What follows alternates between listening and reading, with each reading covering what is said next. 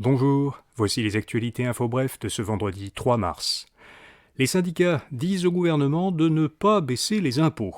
Pendant la dernière campagne électorale, François Legault s'était engagé à abaisser les taux des 2 premiers paliers d'impôt sur le revenu des particuliers. Ces baisses concerneraient les Québécois qui gagnent moins de 92 580 $. Mais à l'approche du dépôt du budget prévu le 21 mars, les centrales syndicales soutiennent que le gouvernement ferait fausse route s'il baissait les impôts et se privait ainsi d'environ 2 milliards de dollars par an de revenus.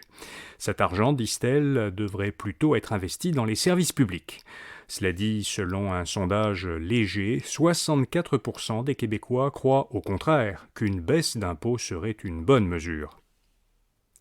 Québec interdit l'épandage agricole de biosolides américains.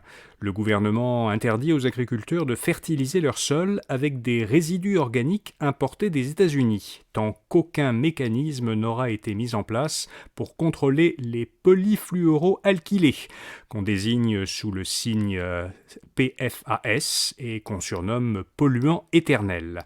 Ce sont des substances chimiques liées à plusieurs types de cancers. Aucune réglementation québécoise n'encadre pour l'instant ces substances PFAS qu'on retrouve dans les boues d'épuration utilisées pour fertiliser les cultures. Le ministère de l'Environnement a été chargé de déterminer un seuil acceptable qui ne devrait pas être dépassé. Québec dit vouloir s'assurer que les matières résiduelles fertilisantes qui proviennent de l'extérieur du Canada présentent des niveaux sécuritaires de PFAS. Le commissaire de la Ligue de hockey junior majeur du Québec devra à nouveau s'expliquer. Québec souhaite finalement que Gilles Courteau soit réinterrogé par la commission parlementaire mise en place après des révélations de violence lors des initiations dans des ligues de hockey junior. La semaine dernière, le gouvernement s'était d'abord opposé à la poursuite des travaux de cette commission. Lors de son témoignage devant la commission, Courteau avait dit qu'aucune équipe de la Ligue du Québec n'était impliquée. Cependant, après son témoignage, il a reconnu qu'un joueur de la Ligue faisait partie de la demande de recours collectif qui a dénoncé ces violences, mais il a précisé que ce joueur n'avait pas été victime d'agression sexuelle. Or, Radio-Canada a dévoilé le témoignage du joueur et, dans ce témoignage, le joueur décrit des abus sexuels. Les parfums pourraient bientôt être interdits dans les produits de vapotage. La Santé publique a soumis la semaine dernière un projet de règlement en ce sens au ministre de la Santé, Christian Dubé. Ce règlement devrait être adopté au cours des prochaines semaines.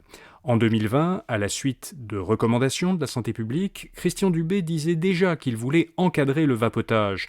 Dubé comptait alors étudier 2 recommandations rapidement, interdire la vente de produits de vapotage comportant une saveur ou un arôme autre que ceux du tabac, et limiter à 20 mg par millilitre la concentration maximale en nicotine.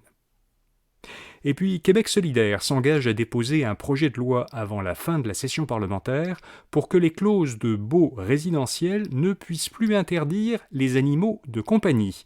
Selon QS, cette loi ferait diminuer le nombre d'abandons d'animaux, donnerait plus de flexibilité aux locataires en pleine crise de logement et aurait un impact positif sur la santé mentale, en particulier chez les aînés et les plus vulnérables. Le parti souligne que la France et l'Ontario ont depuis longtemps une loi similaire. Voilà, vous savez l'essentiel. Pour les principales nouvelles économiques et financières, écoutez notre autre balado quotidien Info Bref Affaires. À lundi matin pour d'autres actualités Info Bref. Bonne fin de semaine.